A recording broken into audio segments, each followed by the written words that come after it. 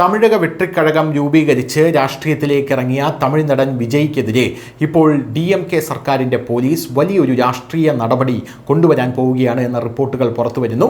തമിഴ് നടനായിട്ടുള്ള വിജയ് പല സംസ്ഥാനങ്ങളിൽ മാനാട് നടത്തി, അതായത് സംസ്ഥാന സമ്മേളനങ്ങൾ നടത്തി. മധുരയിൽ അദ്ദേഹം നടത്തിയ മാനാട് വലിയ വിമർശനങ്ങൾക്ക് കാരണമായി. ജെൻസി കുട്ടികൾക്കിടയിൽ പോലും ആ മാനാട് വലിയ രീതിയിൽ അവിടെ വന്നിരുന്ന ആൾക്കാരെ വിജയുടെ ബോഡി ഗാർഡ് ദ്രോഹിക്കുകയും മദ്യം വിളമ്പുകയും ചെയ്തു എന്നുള്ള ആരോപണങ്ങളാൽ മുഖരിതമായി. ഇപ്പോഴിതാ വരുന്ന റിപ്പോർട്ട് അനുസരിച്ച് വിജയ് റാലി നടത്തുകയാണ്. ഓരോ ജില്ലകളിലായി വിജയ് റാലി നടത്തുകയാണ്. ഈ റാലിയുടെ ഭാഗമായി ഇത് നടത്താൻ തുടങ്ങിയപ്പോൾ തന്നെ പോലീസ് ഉദ്യോഗസ്ഥർ പറഞ്ഞത് റാലി നടത്താം, പക്ഷേ ചില നിബന്ധനകൾ വേണം എന്നുള്ളതാണ്. റാലിയിൽ വിജയ് ഇത്ര സമയത്തിൽ കൂടുതൽ സംസാരിക്കാൻ പാടില്ല, വിജയ്ക്ക് പിറകിൽ ഇത്ര വാഹനങ്ങളെ പാടുള്ളൂ, വലിയ രീതിയിലുള്ള ആൾക്കൂട്ടം പാടില്ല, ഇതൊക്കെ പൊതുജീവിതത്തെ താറുമാറാക്കുന്ന സംഭവങ്ങളാണ് എന്നാണ് പറഞ്ഞിരുന്നത്. എന്നാൽ ഇപ്പോൾ അതെല്ലാം ലംഘിച്ച് വിജയ് മുന്നോട്ട് പോയിരിക്കുന്നു എന്നതുകൊണ്ട് തന്നെ ഇപ്പോൾ തമിഴ്നാട് സർക്കാർ വലിയ നടപടിക്ക് ഒരുങ്ങുന്നു എന്ന് അറിയാൻ സാധിക്കുന്നുണ്ട്.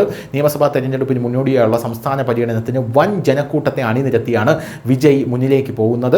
തിരുച്ചിറപ്പള്ളിയിലാണ് ഇതിന് തുടക്കമിട്ടത്. വിമാനത്താവളത്തിൽ നിന്നും സമ്മേളന വേദിയിലേക്ക് 7.5 കിലോമീറ്റർ ദൂരം കനത്ത ജനത്തിരക്ക് കാരണം 4.5 മണിക്കൂർ കൊണ്ടാണ് പിന്നിടാനായത്. കനത്ത വെയിലിൽ കാത്തുനിന്ന ഗർഭിണി അടക്കം 25ഓളം പേർ കുഴഞ്ഞു വീണു എന്ന് റിപ്പോർട്ടുകളുണ്ട്. പതിവ് പോലെ DMK സർക്കാരിനെ രൂക്ഷമായി വിമർശിച്ചായിരുന്നു പ്രസംഗം തുടങ്ങിയത്. ഇതിനിടെ ശബ്ദ സംവിധാനത്തിൽ തകരാറുണ്ടായതിനെ തുടർന്ന് 15 മിനിറ്റിനുള്ളിൽ പരിപാടി അവസാനിപ്പിക്കേണ്ടി വന്നു എന്ന് റിപ്പോർട്ടുകളുണ്ട്. റോഡ് ഷോ അടക്കം പാടില്ലെന്ന പോലീസിൻ്റെ കർശന ഉപാധികളെല്ലാം മറികടന്നാണ് TVK പ്രവർത്തകർ തിരുച്ചിറപ്പള്ളിയെ സ്തംഭിപ്പിച്ചത്. രാവിലെ 10:35 മുതൽ 11 വരെയായിരുന്നു വിജയുടെ പ്രസംഗിക്കാനുള്ള സമയം അനുവദിച്ചിരുന്നത്. എന്നാൽ വൈകിട്ട് 3 മണിയോടെയാണ് പ്രചാരണ വേദിയിലേക്ക് എത്താനായത്.